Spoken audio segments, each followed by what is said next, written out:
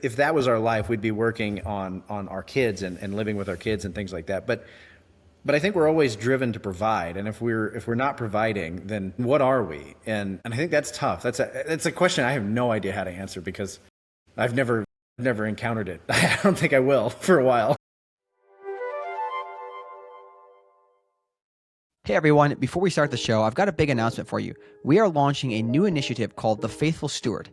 I'll explain more in a mid-roll ad in this episode, but the TLDR is Catholics who want to invest in other Catholic businesses can sign up, and we will send them deal flow of other Catholic-owned businesses for them to invest in across all types of businesses as well as all types of capital. The link to sign up for the private newsletter is in the show notes, and so is the link to submit your deck if you're seeking funding. Or you can go to catholicinvestors.co, catholicinvestors.co to sign up. Now, this is a private newsletter, so be sure to share it with your other Catholic friends who are investors and builders. You can hear a little bit more about this later on in the episode. We have a mid-roll ad read that explains a little bit more details, but you can also go to catholicinvestors.co to learn a little bit more.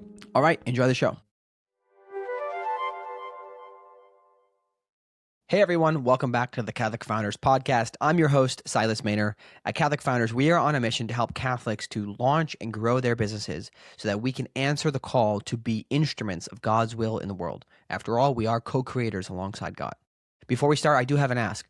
We are looking for sponsors for the show to help fund the growth of what we're doing here. It is not free after all. So if you are interested in getting your business in front of hundreds of Catholic business owners on a weekly basis, just kind of sear your existence into their brain through repeated ad reads in our newsletter as well as in the podcast itself, please do reach out, and you can do that by going to admin@catholicfounders.com. That's our email. Just send us a quick message and we'll be glad to chat with you and talk about rates and everything. So, all right, everybody, today's guest is Ian Stroud. If you are a longtime listener, you will probably recognize that name, Stroud. We had Ian's brother, Colin Stroud, the credit cards points consulting business guy, back at episode 6, way back. A lot has changed since then, but I would recommend going to check out that episode. It is particularly moving. But we had Ian on today because I wanted to talk about real estate. He is a multifamily real estate investor consultant. He helps these folks, buy properties and sell them. Just very, very knowledgeable guy in this kind of multifamily real estate world. So I wanted to have him on to kind of talk about that, but he's also got some very interesting components of his story. So we talked about how focusing on what gives you energy and excites you is actually a really good way to tell what God is calling you to, and we relate that to his own story. He shared the story of how one real estate investor lowered the crime rates in his entire neighborhood by about 80% simply by engaging his tenants. It's a very, very fascinating story. We talked about some basics around real estate investing in multifamily. I think it's I wouldn't say necessarily an intro or a 101, but it was pretty enlightening. I thought it was helpful, especially for Catholic business owners who want to take some of that excess profit that they have and invest it into real estate projects, or just Catholics who are looking to kind of grow some wealth in some way. It's a good intro. And then he shared how community actually ended up saving the life of his wife. It's a very moving story. That's at the end of the episode, so you have to listen all the way to get that. But I won't spoil it, but it is very powerful. I will say that much. So this is definitely a little bit different than most of our episodes, but I did really enjoy it, and I think you will too. And by the way, as a follow-up to this conversation, I would love to speak with any Catholic real estate investor who has a specific expertise in single-family properties. So if anybody's listening who knows somebody, please send them my way. I'd love to have them on the podcast to discuss this. But without any further delay, enjoy the episode. All right, welcome to the pod, Ian. How's it going? It's good, man. It's good to see you again. How are you doing? Absolutely, it's great, man. I am loving Nashville, Tennessee, where it's warmer than where you're in Indiana, right? Yeah, Fort Wayne, Indiana. Yeah, it is. It's sunny outside today, but it's windy. Yeah, I think last night we had 60-mile-an-hour winds. Yeah. Wow. Yeah, that's rough. I kind of have already begun to. It's like hard to remember that, not take it for granted here, because I'm from Wisconsin. I just moved here 2 months ago, and every time my brother texts me up in Wisconsin, it's like, oh yeah, we're getting 11 inches of snow today. I'm like, oh wow, it was 80 degrees the other day and sunny, and it's just beautiful here. So I'm trying to appreciate it every day. It's God's great creation, but I'm excited to chat with you today. So I'll have you give a quick intro, but just to set things up for people, we're going to, generally speaking, talk about real estate today and what it like, lots of different angles around there. But can you give us a quick introduction to yourself and what you're doing today? Yeah. So I am a multifamily investment sales advisor, which basically means that I specialize in apartment complexes. really. So more specifically, I cover from Indianapolis, Indiana, north to about the Michigan border. And I cover 20 units to about 250 units. So it's a pretty good range of investment properties, but I only touch multifamily investment properties, which is why I'm a multifamily investment sales advisor. So I help people buy and sell investment properties essentially. So not a realtor, I don't sell houses. I don't know how to sell a house. It's a very different game, but there does tend to be some crossover there. But Yeah. I'm with Verde Commercial Real Estate, and we're a multifamily kind of AI forward, tech forward firm, and we're building some really cool stuff. We got advisors in Ohio, Michigan, here obviously, and Kentucky, and then I think we're signing on a couple others potentially outside of those states soon. Nice. But my background, I came from equity management, and so I was, you got your financial planner. That wasn't me, but I was the guy behind the financial planner that was, in Excel all day, running the numbers and making all the systems work, making the trades and everything like that. So my friends used to think I was a day trader. I was not. It was kind of, but I was essentially, I was trading every day, but it was not the same thing. Nowhere near as fun. And then beyond brokerage, I'm working on a couple different things. So I got, a newsletter coming. I have a newsletter out, and I'm working on my third one right now, a third edition, and that one's for a newsletter called Cornfields and Cap Rates. Yeah, I love it, by the way. This is a great name. I appreciate it. The cornfields are obvious. Indiana's covered in corn, and the cap rates are because that's a metric we use in real estate investing. I do feel like that title should have been used for Nebraska, though, to be honest with you.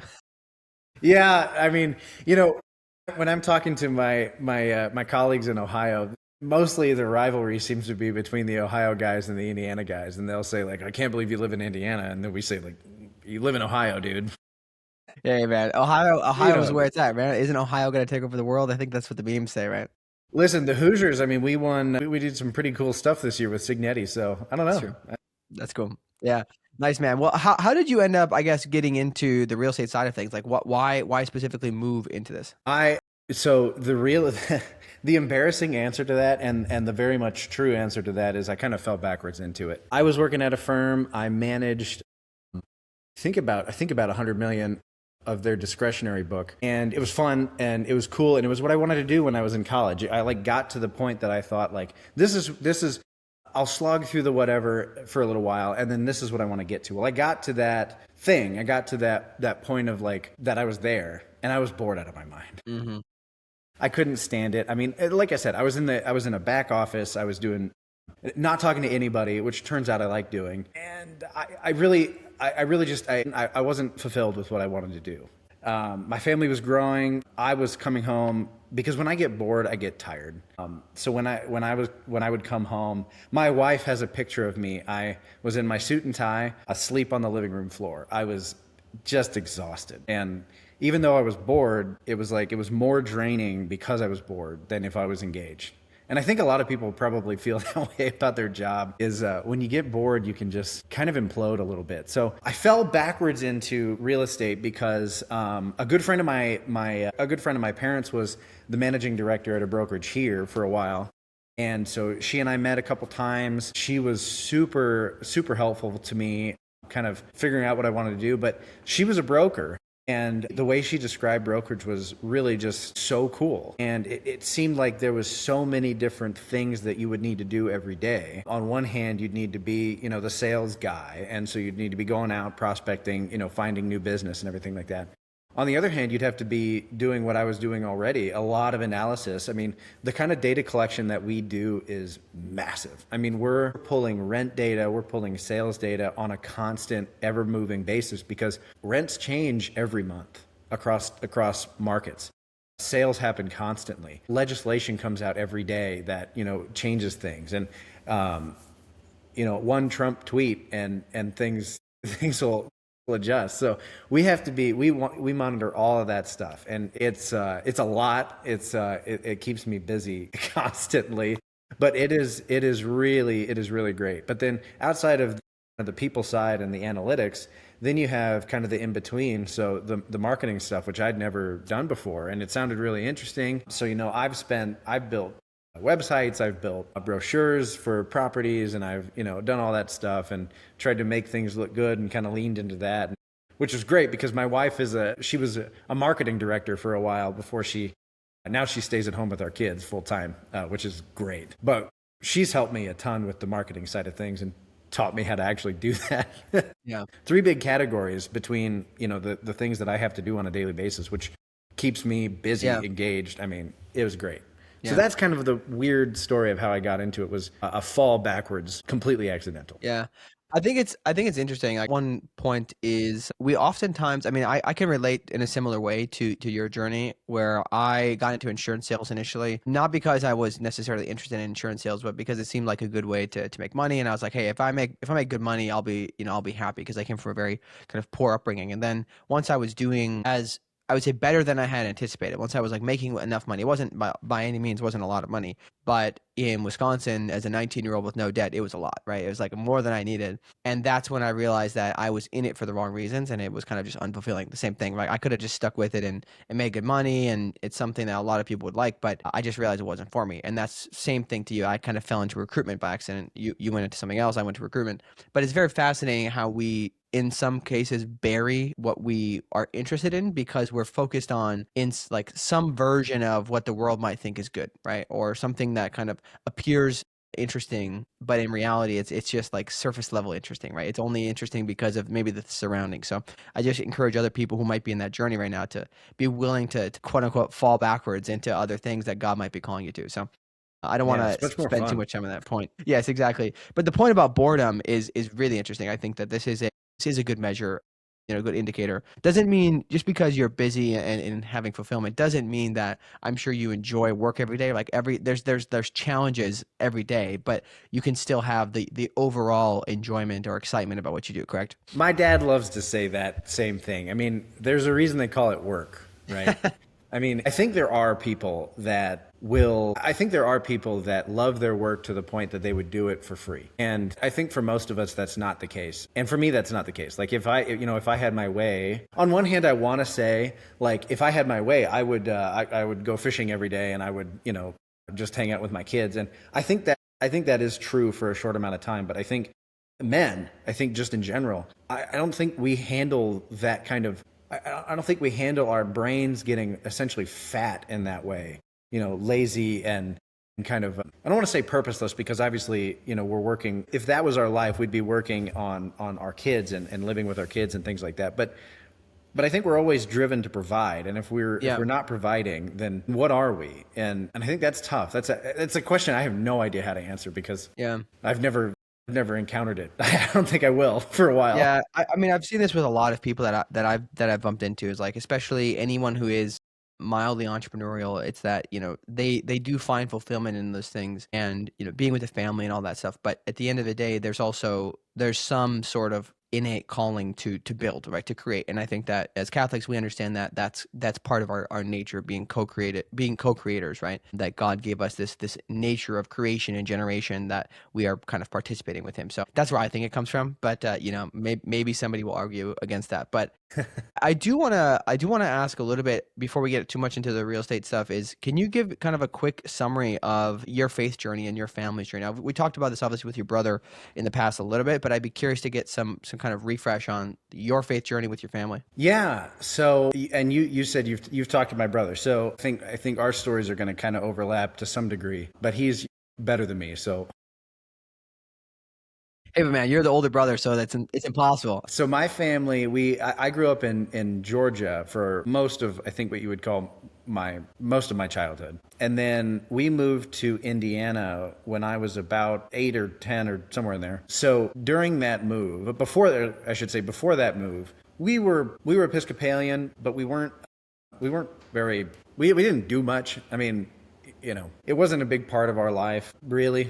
It wasn't really much of anything. But then during the move from Georgia to Indiana, my dad actually spent, I think it was a year. here living out of an RV alone. I mean, you know, we would come visit him and he would come visit us, but he spent a lot of time up here in an RV alone, and he ended up listening to a lot of EWTN. And he would be able to tell you the specifics. I know Patrick Madrid was one of them, but he essentially accidentally became interested in the faith because EWTN was one of the radio stations that he could get out at the campground. That was way north of Fort Wayne, which is where we were moving. Not a lot of service or something like that. And so he ended up listening to a lot of EWTN. And the way that he tells the story is he came home, or he came back to visit us at some point, and this is near the end of that year span. And he told my mom, who at the time was a fallen away Catholic, he told my mom that he was interested in Catholicism, and she broke down in tears, you know, kind of feeling like she was going home, right? So that was where it began. So after that, you know, we move all up to, you know, Fort Wayne. And so the whole family converts. I mean, you know, the kids, it's not like we had much choice. Mom and dad are becoming Catholic. I was the oldest at, you know, 8, 9, something like that. And you're becoming whatever your parents are becoming. So we became Catholic. I remember we had a Episcopalian baptism, so we didn't have to do the baptism part, but we did do, and actually we were young enough, we didn't have to do any kind of, I think it's called OCIA now, not RCIA. They changed it. But we didn't have to do that. It was before I was the oldest one in my first communion class. But, you know, we did that and so on. So we became Catholic. But again, my dad really, when he converted, as converts do, he converted, and now we were into it. I mean, the family was very, I don't have a better way to say it than into it. I mean, we were engaged. We were all very Catholic. But when you're a kid, and I think, especially when you're new, there was a lot of intellectual stuff that we talked about at the dinner table. Like, for example, my dad, I think this was because he listened to a lot of Patrick Madrid, the apologist. And so he would drill us with, do we worship Mary? And we would say, no, we honor her. We don't worship her. So on, you know, do we believe in the real presence? It's like, yes, that's actually Jesus. And we did a lot of that kind of intellectual drilling. But I think I would say that through the next however long, until I was about, 20 or 21 or so, I think I was 21, and I read a book called Wild at Heart, which is actually not a Catholic book. It's written by a guy named John Eldridge. I don't know what denomination he is, but the book was unbelievably good. It was fantastic. It was a really, really great spiritual awakening for me, which up until that point, I was Catholic and I believed in the things. But there's a difference, I think everybody would understand this, where it's like, you know, something out there and then kind of taking it and internalizing it. And that was the point for me, that I was able to take what I knew to what my brain knew to be true and move it into my soul and kind of to bring it home, really, I guess. Hey everyone, I'm excited to announce a new initiative from us at Catholic Founders called The Faithful Steward.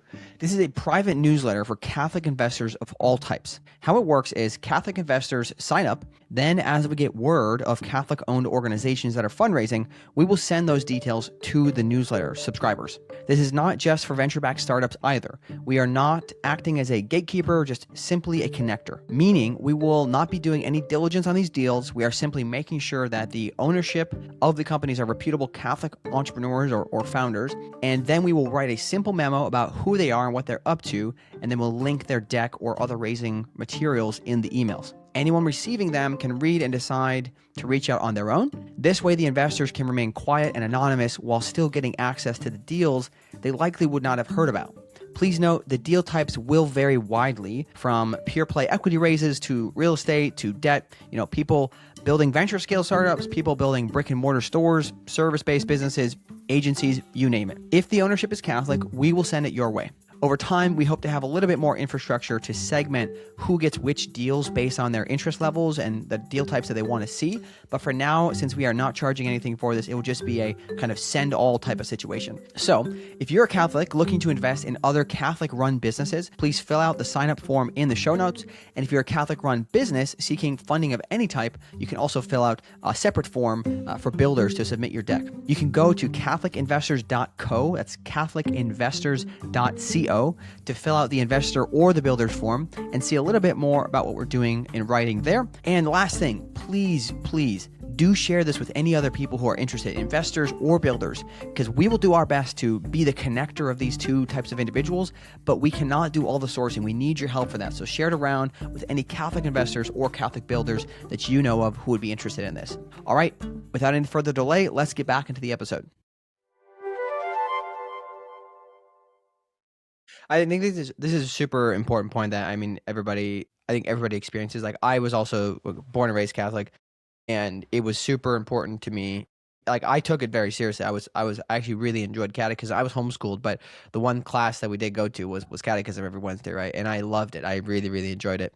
I would always be the first to raise my hand to read and everything. But it wasn't until there was a point when I was an adult that you had to make that acceptance. Like, you have to internalize and say, yes, I am choosing to continue this, right? Even though I already had believed that, there was, you have those kind of moments where you're faced with the struggle, and then you have to still say yes. Yeah. And it gets hard.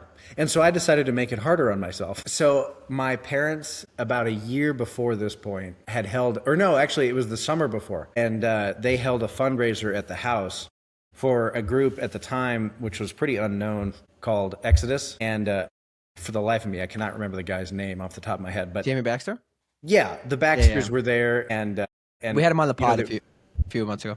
Yeah, I mean, the fantastic guy. I've only met him the one time, but he was great to talk to. He was really, really an interesting dude. And so we got to talk to him and got introduced to Exodus, held the fundraiser at the house and everything like that. It was great, but I didn't have any intention of doing it. Are you kidding?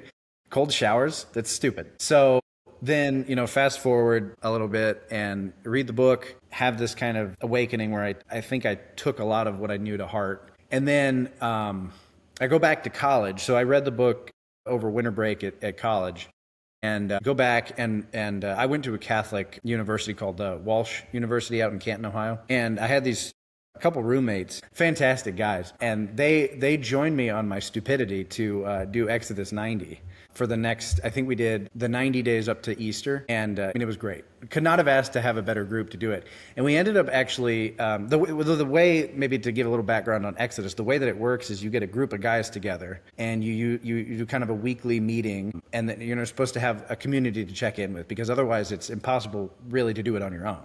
Unless you're, a psycho. There are people that are psychos, and it works. Yeah. But we did it as a community, and living with the guys that I was doing it with was the best possible way I could have done it, because every morning we're complaining about the cold showers. But it's also, we're complaining about the cold showers, but also it's like the feeling of we're doing this together. This is great. It was awesome. And so even though Exodus was a really tough program, we got to do it, the three of us, and actually we ended up adding another 3 guys. So we had a 6-person community. We got to do it together, and it was fantastic. And so it pushed my awakening, maybe. It pushed my conversion, my reconversion, from just the little bit that I had over winter break to a full 90 days of coming out of the desert, and it was really great. And then actually, crazy enough, God provides, man. At the end of the 90 days, a little after the end of the 90 days, I met my wife. Amazing. Who had also just done Exodus. We ended up meeting. We actually had gone to high school together, but we were not friends in high school. I think she did not like me at all. But that was because I was a arrogant jerk in high school. And then, fortunately, I seemed to have calmed myself down in college and so on. And she liked me after that. And then we ended up getting married, which is why I called her my wife. Amazing. Yeah. That's really cool. I mean, it is very fascinating how God works in so many mysterious ways there, man. I appreciate this story, and I think that Exodus has played a really big role in a lot of people's life and their conversion. I think it's I won't go on too long, but I would encourage people. There's still time left to do Exodus this year. I hope this comes out before Easter it comes around. If not, they do some smaller programs throughout the year. But check out Exodus 90 is the short answer. This is not sponsored, but Jamie, please sponsor. Very good, man. Well, this is good. So I appreciate that background. Let's talk a little bit. Let's kind of go more into the real estate realm. I would like to first ask you, I guess, high level, I would like you to maybe give us a bit of an understanding of real estate investing, because I find it as one of those things that's like, I think everybody can do it if they put their mind to it. I'd just be curious to get a little bit of, like, however you want to take this, but a high level context of what it if somebody wants to get started with real estate investing, like what would your perspectives be? What are the core things you would keep in mind? Because I think a lot of Catholics in particular can, regardless of how much skills they have, they can start getting into this space a little bit in order to start building some wealth for them to be able to afford their, 8 kids. To afford their 8 kids. That's funny. Yeah. So, I mean, there's a bunch of gurus and stuff like that out there, and people like Grant Cardone and stuff like that that'll tell you a bunch of different things. But the cool part about my job is that I get to come in contact with, I make a lot of calls all the time to different people, trying to maintain relationships, drum up business, stuff like that. So I get to talk to a lot of people and hear a lot of different stories. So there's a ton of different routes to go in real estate. So on one hand, you could go the development route, which I just had a conversation with an architect friend of mine the other day, and he wants to get into development. A really great Catholic dude, and he wants to get into development. And I think this is going to drive into our conversation a little bit later, but the profit's there. Right. But then there's the other route would be kind of the acquisitions route, which is a lot of what people know, you can buy real estate. Right. Well, what does that actually look like? For most people, they start with smaller properties and they go, some people will think, I'm going to buy a house. Right. I'm going to buy a house, rent it out. Great. Well, what we often see happen with single family rentals is that they're tough. It's actually, even though the actual cash it takes to buy a house is lower, the majority of single family rental investment is a very tough practice. A lot of the people, and this is, I don't have the data to back this up. This is mostly from the stories that I've heard from the guys that now are in multifamily, which is my specialty. When they're doing single family, if they don't have any scale, meaning a whole bunch of units, and sometimes when they have scale, the cash flow as a percentage of the cost to run the property is so small that the water heater going out is going to, blow any kind of cash flow that you've made for the next 12 months, right? So my house, I've looked at renting out my own house as a part of this whole real estate journey thing. If I were to rent out my house with the cost to run it, with the cost to upkeep it, I would be making about $400 a month. Right? I had to replace my water heater 2 years ago. And so before all the costs and inflation and all that stuff went crazy, about 2 years ago, it cost me $6,000. If I'm looking at $6,000 cost for $400 a month in net profit, I mean, you're done.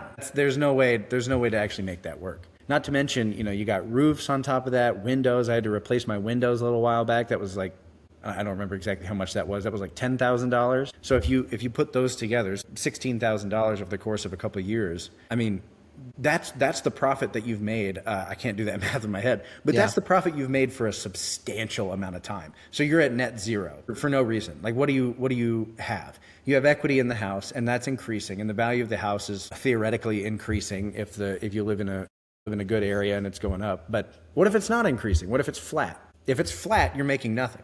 So what often is the progression is that these people will go from smaller properties, up to, call it 4 units, and then they'll realize this at some point. And like I said, I'm kind of regurgitating stories that I've heard and put together from all these different people that I talk to. But they'll realize this and think, I have to get more units with less cost per unit. So when we're looking at, like I told you, we track a huge amount of data. So when we're talking about sales as a number of units, the sale value for those small properties is often north of $150,000, $200,000 per unit. But when you get into larger properties, and sometimes not necessarily only larger properties, usually larger properties, and what I mean by that is north of about 20, 30 units, that will end up being the cost per unit, if you get a good deal, could be as low as $50,000, $60,000, $70,000 a door. So it's more expensive on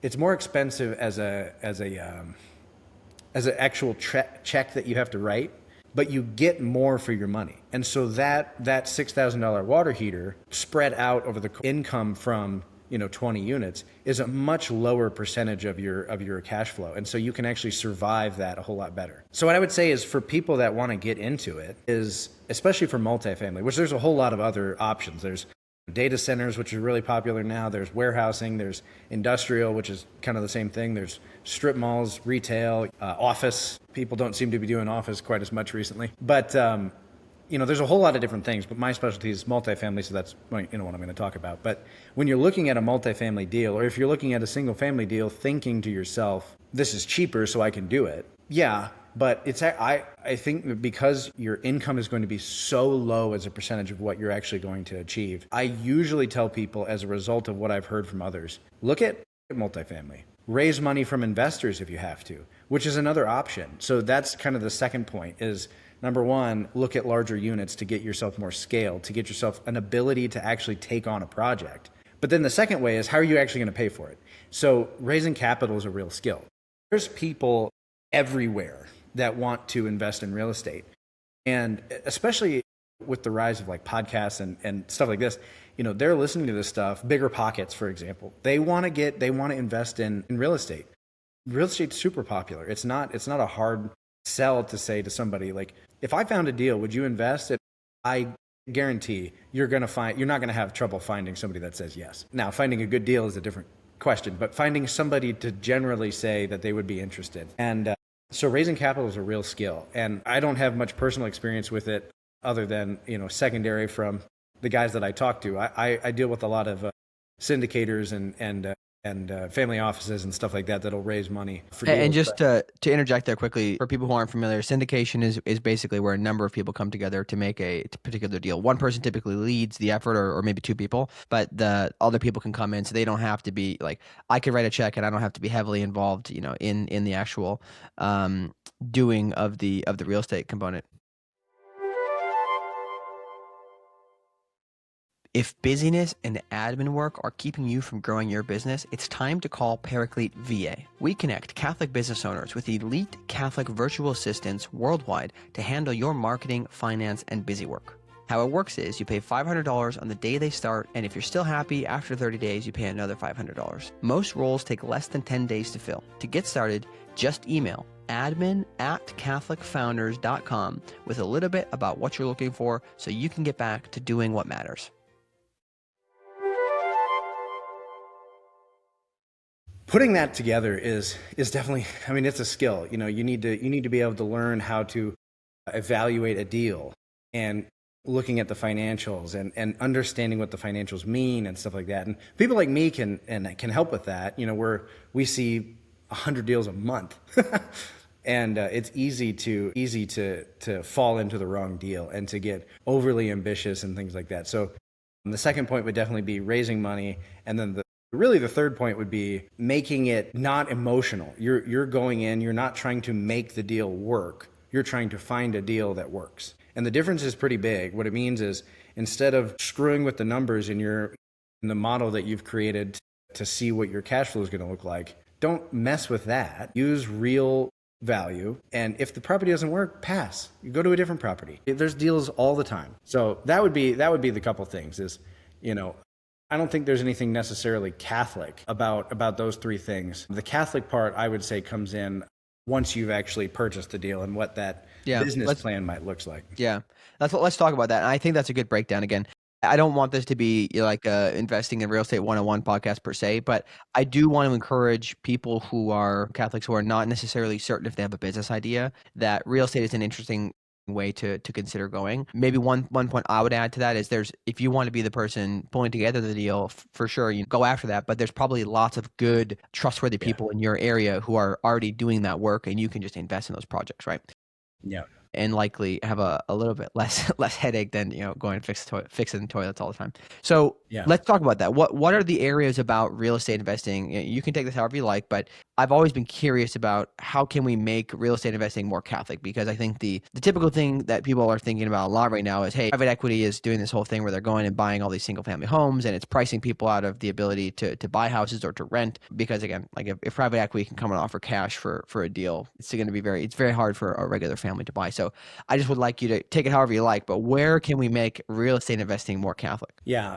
The private equity thing, I have my own opinions on, but the first point you made, so how to make real estate investing more Catholic. The thing that I often see, and I should preface this by saying that real estate investors are by no means monolithic. Like the kind of different strategies that people take are huge. I mean, so I know some fantastic people that are slumlords, meaning that they own in the slums. But, you know, for example, I know this one guy, he took on a massive project in Texas. I don't remember where in Texas, but he bought this property and it had this huge crime rate. There was like literally on the day of closing, somebody got shot on the property. And he took this really big property. I want to say it was like 500-600 units. He took this really big property and it was a Section 8 low-income housing deal. And he took it and he completely revitalized it.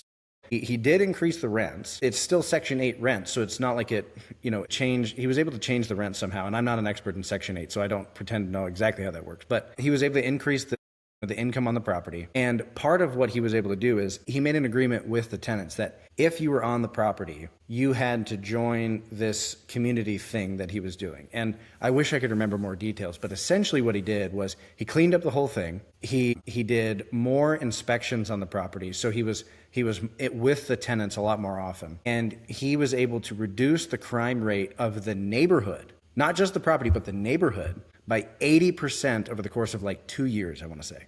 So the whole neighborhood improved because of the programs that he put in place in his property. And I wish I could remember more details than that, but it's been so long since I talked to that guy. It's been about a year and a half. So I'm trying to pull that back from memory as best I can. But he did make the property better. He implemented some kind of community program. So all of the tenants at a certain level. So I think he helped them with their rents up to a certain point, but they had an agreement with them, and they had to join this community program, which was part counseling, part financial counseling, essentially how to handle your personal finances. And then there was a social component too. It was I don't remember exactly what it was, but it essentially trained you up and helped you to get a job. But he completely revitalized the property. And so... Well, I just want to interject there. I mean, based on what you're saying, it seems as though I would say, I'm assuming there was some effort involved, but like with some engagement with his tenants, he was able to improve their lives and increase human flourishing. And he also made more money on the project, right? And I assume that if he had also, let's say he had owned other real estate in the neighborhood, let's say he was like going all in on this neighborhood, he would also have increased his property values substantially too. So doing the right thing made him more money. Yeah. And that's true of a lot of different things. Now, this was a weird deal that, you know, there's going to be people that listen to this and tell me that you can't raise rents on Section 8 housing or something to that effect. Like I said, I'm not an expert in Section 8. I'm regurgitating a story. Yeah, that's all right. You know, but I do know that he generally increased the value of the property, and it just also increased the value of the neighborhood around it. You know, somebody could make an argument that's like, oh, well, yeah, but, you know, now the people around them are going to get priced out because their property taxes increase. It's like, fine, man, I guess you don't want a nicer neighborhood. But the other thing that I was thinking of is that I think that there's a romantic way to view like the rent crisis problem. You know, we have a problem with housing, right? We have a lack of housing. So because we have a lack of housing, housing prices are high.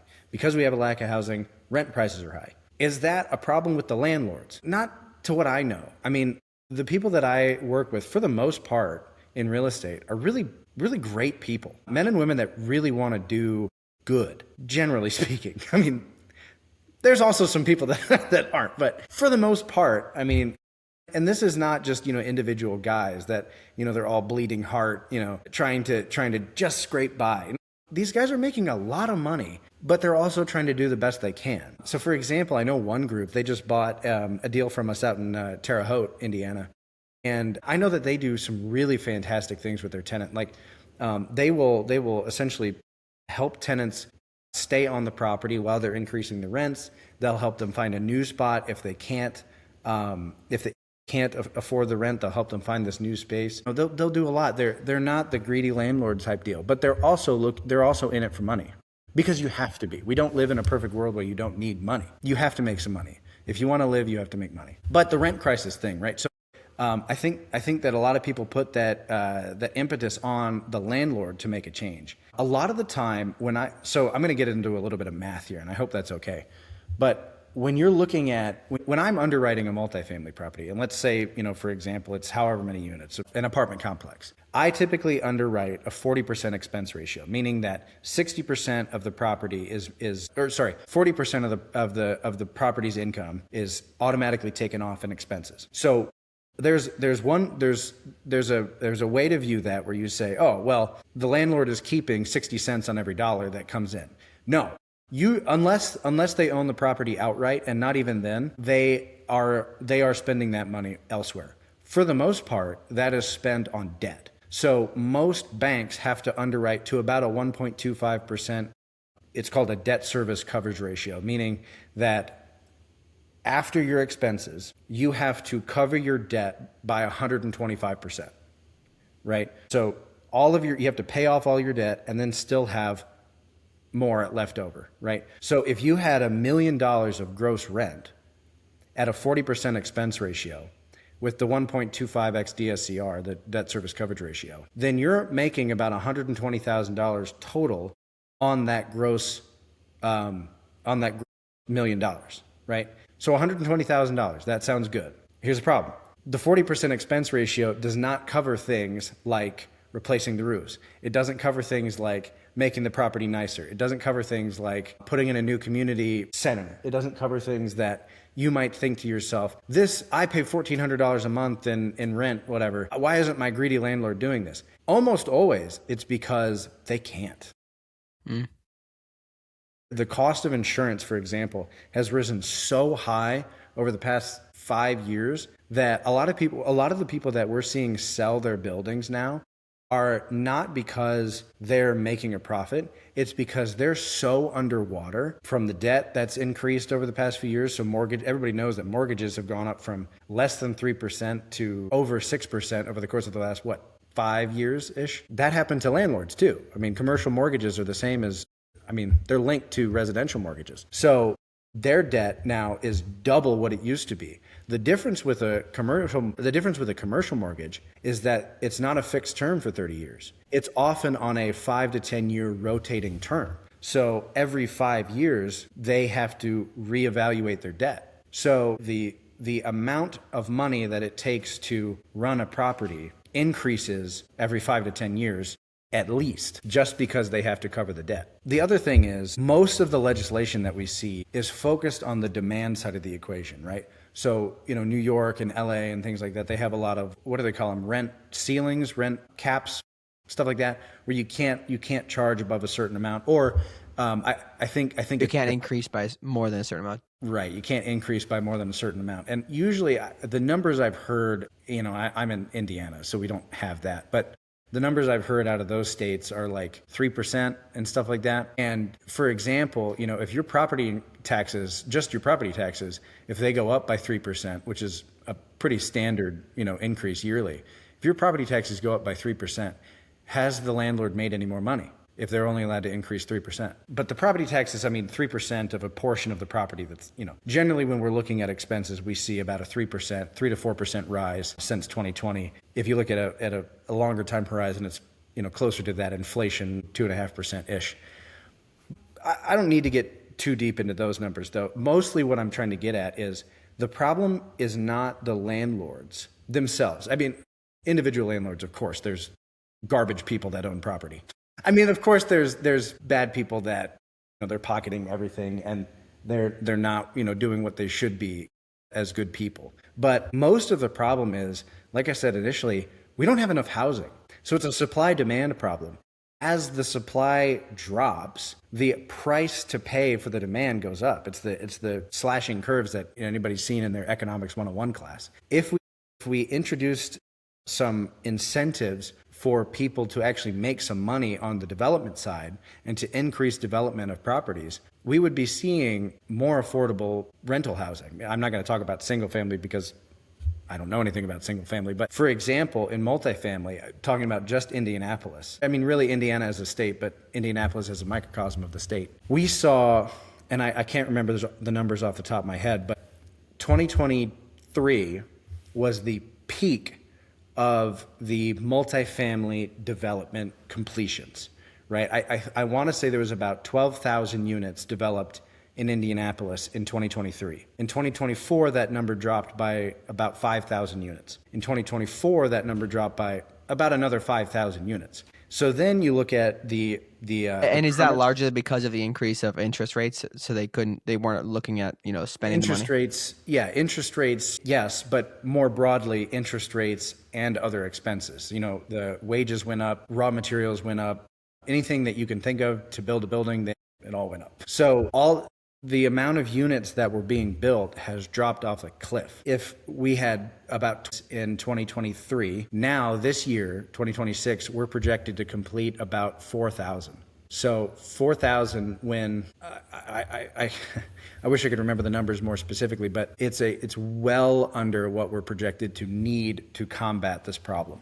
I think nationally the numbers is something like 5 million housing units per year just to keep flat. And we're not anywhere near that. So housing, at least as far as I understand the data, housing prices are going to keep going up until we can combat the problem with more supply. Houses. Yeah. Yeah.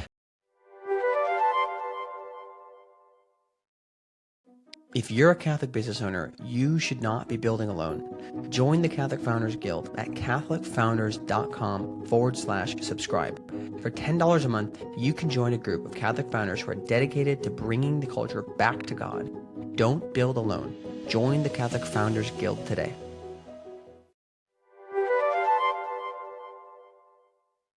Unless you just convince everybody to go move to the depressed areas where there's no buyers, right? Which again, I think we can't really talk about it today, but it is a very fascinating thing I've seen with a lot of Catholic families is being willing to go to a lower cost of living area just because they can afford it, but also it requires them abandoning their local places, right? Which then leads to probably in many cases like a lower bar for the values that the people are holding, right? Or maybe not always, but I find it in a lot of ways that the people who are Catholic, having lots of kids, right?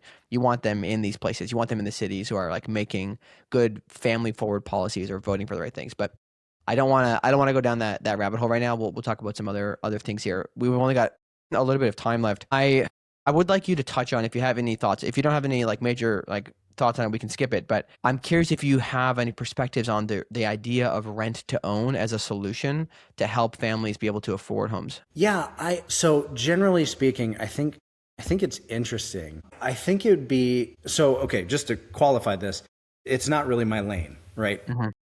This would be talking about single family housing, which I think is really the only way it makes sense. Single family or small multifamily, under probably 5 units, 2, 3, 4 units, something like that. Because otherwise, rent to own scenario wouldn't really make sense. So kind of going outside my lane a little bit and talking about this, I think rent to own is interesting, but I think it's going to be really careful. One would have to be very careful on how they structure that, because I anticipate that it could get pretty predatory, because the person that you're buying it from most likely is going to be a developer of some kind, and they're not going to like the idea of rent to own because they want to get the asset off their books. So if they're going to do rent to own, it has to make sense for them. So I say predatory. It probably will be predatory in the sense that it's going to be a lot of money in rent relative to what you could pay otherwise. I was wondering about that versus also that I've heard that there can be challenges with this where there's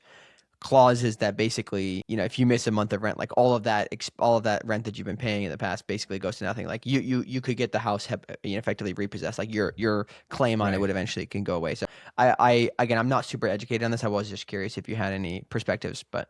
I mean, broadly speaking, like I said, I'm not an expert in it.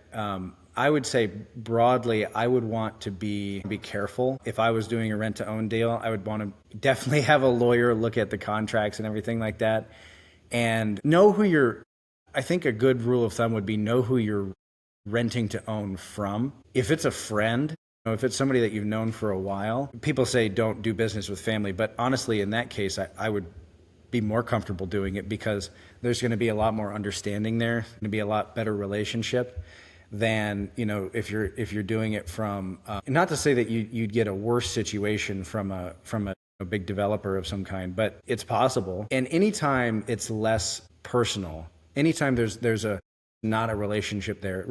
Real estate is so relationship driven, and anytime there's not a relationship there is where we see problems start to arise. Yeah. Yeah. Before we move on from this generally speaking about real estate here, it seems as though, and this is just my observation from what we've discussed and maybe some of my other conversations, is that the key to doing this well, again, if you're going to be involved in real estate investing as a Catholic, is simply recognizing a couple things. What we've talked about kind of ad nauseum on the pod is that each person has infinite human dignity, and you need to realize that your renters are people, and they deserve that. And having that sort of relationship with them to help them and engage with them, like we saw in the example you gave, there's probably creative ways. I shouldn't say there's many creative ways that you can be a good Catholic landlord, so to speak, or owner of real estate, and just Oh, yeah. making sure that you're recognizing that these are humans who have needs and everything. They are not just assets that help you get richer. And if you recognize that and you find and you ask God, like, guide me and find ways that I can do this well, and treat these people with respect, and make sure that they have this home that they can call a place that they can truly feel like home, then I think you'll be doing all right. So we'll kind of So pause quick thing on on that. that. Go ahead. Two things. So number one, when an investor sees, in a multifamily community, renters, if they see renters who've been there a long time, that's a good sign. That's a higher value of property, right? They like when people call it a home because people know instinctively that if they move in, or sorry, investors know, everybody really knows instinctively, if somebody moves in and it becomes a home for them, that they're gonna treat it like their home. They're gonna treat it like something they care about, something they want to maintain, something they want to do well with. So turning that from kind of the emotional side of making a house a home, right, to what it means on the dollar side, if somebody's not punching holes in your wall and then calling you to fix it, that's more money in your pocket. That's a good thing. But then the second thing would be, there's also times that you can do the most for somebody and treat them with real kindness and still have to make a hard decision. So a quick story on that. I know we're running out of time, but I had to walk through a property a couple months back, and we had to walk every unit on the property to make sure that the deal worked, right? Because even one unit that is horrible can be such a crazy cost that it wipes out, at least it wipes out a lot of value of the property, and so we have to adjust the offer, right? But we walked into this one unit, and it was a hoarder unit. I mean, and I don't mean that like she had a lot of stuff. I mean, it was a hoarder unit. There was a very narrow little pathway to get from the front door back into the bedroom and the bathroom. But there was two dogs that lived in there, dog, droppings everywhere, dirty dishes everywhere. And I know that what's going to happen to that woman is no one knew. I'm sure that no one knew on the property that she was a hoarder. But the problem is that you have to balance your responsibility to the other tenants and to her. So you have a responsibility to treat her with the dignity. You cannot kick her. I don't think it's right to kick her out just immediately. I think you need to work with her, potentially even, maybe there's some solution that you can come to with getting her some kind of counseling and things like that. But on the other hand, she is causing a real risk for health problems for the other tenants. So you also have a responsibility to them to get that cleaned up as much as possible. So it's like, on one hand, you have a tough decision to make. How are you going to value it? Because you could turn that into a story that's going to make national news easily. Greedy landlord kicks woman out of her house because of her dogs. But what about the other tenants? There's some real issues with that. And I think that keeping that in mind is a call that any real estate investor has as a landlord. You just got to keep that in mind. Yeah. Yeah, keeping all the tenants in mind. That's a good point there. I do want to ask. We've got a tiny bit of time left here, and then we can hit rapid fire. Is when we first talked about doing the pod, you had one comment about the importance of community. I'd just be curious if you could comment on that and regurgitate that, because I resonated a lot with what you said, because I love to surround myself with other people who are kind of like-minded. So I'm just kind of curious if you have any stories there, or why you think that's so important. Yeah, it's not really. It's kind of not my story to. Fortunately, my wife has done a podcast on this, so I know that it's okay to share this publicly. But my wife has had a tough couple years over the past 6 years or so. So to be frank with you, my first daughter is not mine biologically. So my 6-year-old, she is the product of rape from my wife's attacker, and so she was raped and chose to keep the baby. Is now my first daughter. I adopted her. It was awesome. She's great, Spitfire. But then, that's not really the thing I was talking about, but it led into a lot of mental troubles for her, right? So after the birth of our second child, she had really, really bad postpartum depression. And as you can imagine, it did not, it was bad. I mean, it was very scary.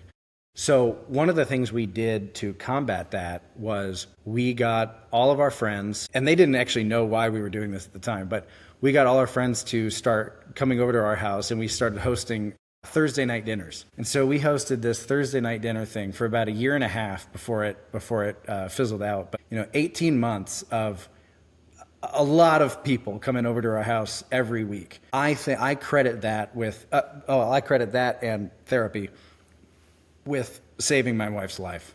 I mean, for sure. So I think that people that don't recognize the power of having good people around you all the time, they don't really get what it's about. Because a lot of the reason that my wife ended up in such a bad spot was that she took on such a burden onto herself of I can't go out and into my community. I'm a mother. My first priority is to my kids, so I can't do anything else but do that. And I think there's a kernel of nobility in there where she wants to do such a good job with her kids as to not abandon them at all. And I use the word abandon intentionally. Like she doesn't want to make the impression of abandoning her kids. But we started having people over to our house and building our community in our house, and seeing other people, getting to be with other good people is so invigorating to, I think, everybody.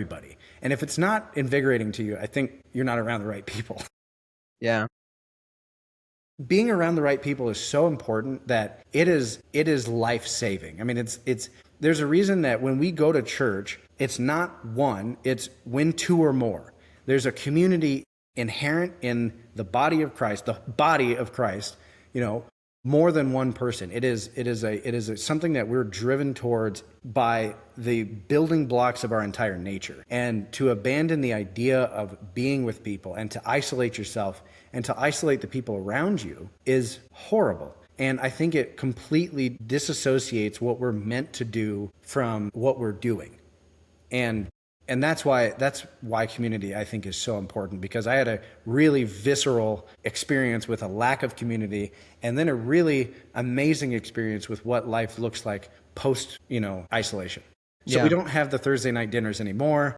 Unfortunately, everybody got busy. They started having kids. It happens. We still get together pretty frequently, but it's not as regimented as it used to be. But yeah, once a week is tough to hold up, but I do really appreciate you sharing that story. I think this is part of we've talked about this a lot, but I think that Catholics in general, but Catholic entrepreneurs especially, I think, have a responsibility to be creators of community, because we realize that the purpose of everything we're doing is not, we're not here just to make money. We're here to provide for our families and to answer the call to use the gifts that God gave us, right? And organizing is one of those gifts that's kind of like, to an extent, inherent in all entrepreneurs. And it's as simple as inviting, like you said, people over for dinner, right? It doesn't have to be a huge group of people. It can be one other family that you invite over for dinner. And you should, a lot. Exactly. And this is also what by the time this comes out, it'll be released. We did an episode with Pat Nevey about Savior. He has this book called Save Your Parish, and that's where it starts. It's inviting people over for dinner, because we have to have this human connection, right? In America, we're so focused on the individual and just like doing things our own way that we forget about this, right? And it's the way that communities are built is not just through doing our own thing and focusing on how busy we are, but making time for the things that really matter. So I really appreciate you sharing this. I didn't realize that was like that was kind of the depth of the reasoning for that. But no, man, I definitely, that's a powerful story. I appreciate that. Yeah. And my wife has a podcast out about that. If you want, I can send it to you. Maybe you can link it. I'll put it in the description. That'd be great. Let's kind of end with some rapid fire here. So what is your scripture? I'm glad you sent this to me before you asked, because I had to think about it for a little bit. The favorite scripture. So I was homeschooled. I had to memorize most of the book of James. So I'm going to say the book of James. I've always loved the, without works, faith is dead. I love that. So book of James. Get wrecked, Protestants. Just kidding. I'm trying to be nice. Who is your favorite entrepreneur? Love him or hate him, you got to say Elon. It's too crazy. I mean, the politics stuff is rough sometimes, depending on which side of the aisle you're on, but the things he's been able to accomplish are Unbelievable. Yeah, certainly an inspiration to many. Um, who is your favorite saint? Saint Francis of Assisi. Most of the Why is reason for that? that is I had a pretty good, really great experience in Assisi before the cross of San Damiano, and the one that spoke to him. And we ended up naming my first son. We named him Damien because of that. So Nice. Saint Francis for sure. That's awesome. And then what is your favorite devotion? Favorite's tough, but the one I do the most and the one I grudgingly like doing the most is the Litany of Humility. It I don't sucks think, to say every time, but yeah, I don't think anybody enjoys that. But yeah, right. that's very powerful. Cool, man. Well, this has been a pleasure having you on. I really appreciate you kind of sharing some of this, your own journey, and then the components on real estate. I just, if you ever have any more stories like this of landlords doing great things with real estate, please tell me. I'll regurgitate them on the pod. I love to hear this way of effectively like finding ways to make sure that we're putting the people over, pure ROI.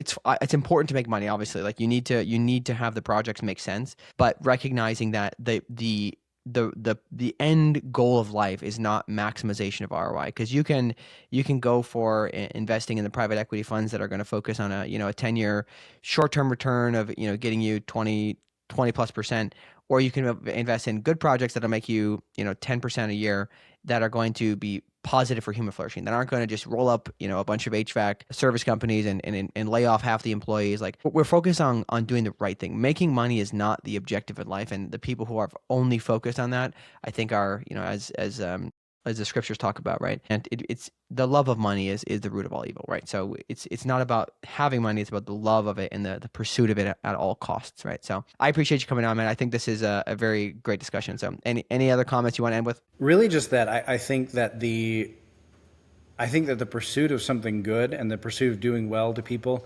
does not necessarily come with a lower profit. Yeah. I No, I think mean, that it's evident in the examples you gave. yeah, and that would really be the only thing, is that being good does not mean you to suffer, Yeah.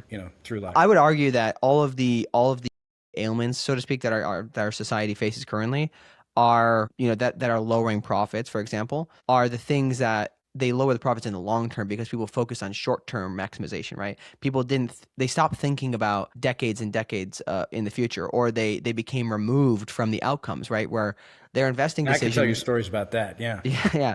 Their investing decisions didn't affect their own children or their own family in some ways, because it's so far removed. It's in another state, it's in another country, whatever, that it didn't really matter to them, right? There's a huge discussion and debate going on right now about downtown Nashville, and I don't know if you saw this, but the tax rates were like massive. The tax rates weren't changed, but the valuation of the property just like overnight went crazy, and apparently most of the small businesses downtown can't, like these restaurants cannot afford, despite being packed every night, they will not be able to afford to pay their property taxes, right? And this is just some decision from on high, but yet they're going to sell. The private equity firms are going to come in, or the hedge funds or whatever, and it's going to just take away the soul, right? There'll be still plenty of stuff going on, but it's just all about money at that point. So, anyways, I don't want to get on too much of a tangent, but I appreciate you coming on, man. This has been a pleasure, and I'm looking forward to following your work further. Yeah, absolutely. So that was awesome talking with you. Yeah, thanks for coming on. All right, everybody. Thank you so much for tuning in today. I hope you enjoyed this episode. A few things that I'd like to highlight as you go back into your day would be, notice how your energy levels, focus on your energy levels, and recognize that what excites you and motivates you is likely a sign that you're called by God to go deeper into that thing. And on the flip side, if you are, your job leaves you bored and exhausted and just, not very fulfilled, that could be an indicator that it's time to figure out something else, to figure out what God is calling you to.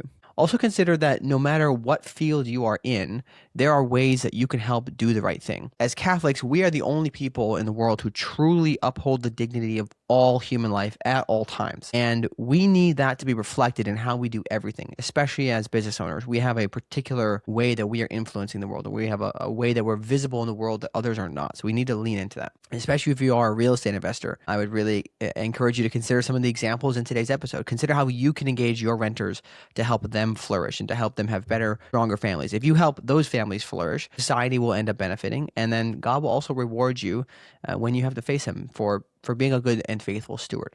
If you enjoyed these discussions in general, I would ask 3 potential actions that I can ask you to take, depending on how ambitious you're feeling. Number 1 would be share this episode or share Catholic Founders in general with other Catholics who are either running businesses now or who want to start a business.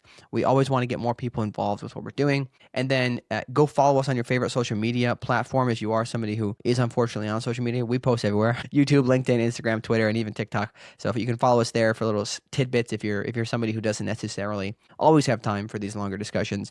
And then finally, if you are looking to start or grow your business, consider joining the Catholic Founders Guild. We exist to help Catholics launch and grow their businesses, and in so doing, answer the calling that God has for us to be co-creators, to be instruments of His will in the world. To do so, all you have to do is go to CatholicFounders.com/subscribe. You pick a paid tier. It's $100 a year or $10 a month, and we also have a founding tier if you'd like to be a little bit more, if you'd like to contribute even further to it. We've priced it basically in a way that anybody can afford it. So even if you are just getting started and don't have a lot of excess capital, $100 a year is pretty affordable for anybody who wants to surround themselves by other motivated Catholic business owners who are going to help each other. A lot of times there's collaboration going on in there where people are providing some free advice or services to each other. So there's a lot of really like amazing value and community that has come out of building this. So I'm very grateful for that. I can't really take credit because it's up to all the guild members for doing those good things.